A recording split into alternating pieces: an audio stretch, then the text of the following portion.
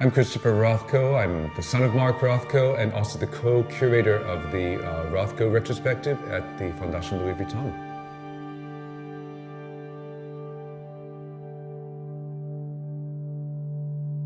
Many people don't realize that my father painted in a figurative style for nearly 20 years. One of his last paintings in this style is a nude from sometime around 1938 or 1939. This period remained important to him throughout his life. So even after he had been an abstract painter for more than 20 years, this nude continued to hang in my parents' bedroom. And my mother was particularly fond of this painting, and she referred to it as the girl with the pointed ass.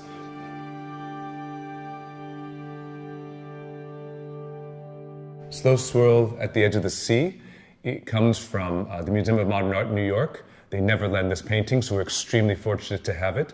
This painting was extremely important to my parents. It was actually one of the first paintings my father sold during what was coming in to be the maturity of his career. And it went to an important museum, but in fact he traded a later painting to have this painting back, and it hung in our living room when I was growing up. It was a painting that he made shortly after meeting my mother, and in fact it depicts the two of them standing on the beach next to one another, or perhaps not standing, perhaps dancing.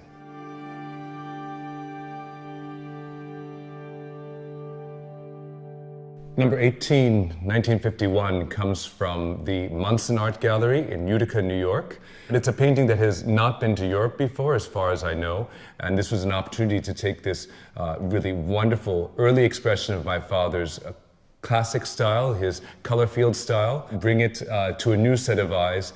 I particularly love the way my father uses the color white. He's typically known for his red, but for me, his whites are always filled with mystery, an invitation to travel beyond ourselves, and this is a great early example of that.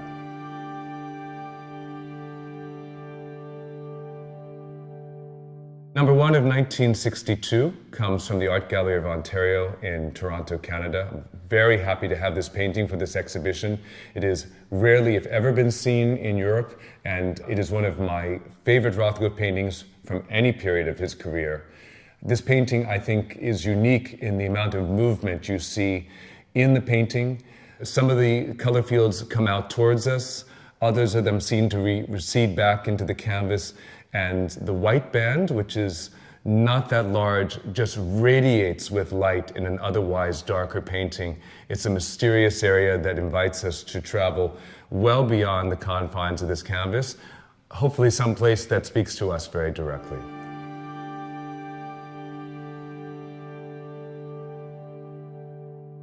Entitled 1969, comes from my own collection, and it's part of a series of paintings my father made initially in response to a conversation with UNESCO, who were building a new building in Paris and wanted him and Giacometti to cooperate, to be colleagues in creating art for this room. The commission never happened, but my father adopted a new style and a new color scheme in order to both think about the room, think about the interaction with Giacometti, but also think about a new way to approach his viewer at a very late point in his career. This particular painting, for me, is one of the strongest of this series, and we believe it's the first. Many of the paintings in this series have a white border that he introduces. This one has a white border that, in fact, he has painted over, and that's why we believe it's the first, because he thinks about this white border, but he's not quite ready to go there yet. White border doesn't sound like a very important piece, but in fact it really changes the way we interact with the painting.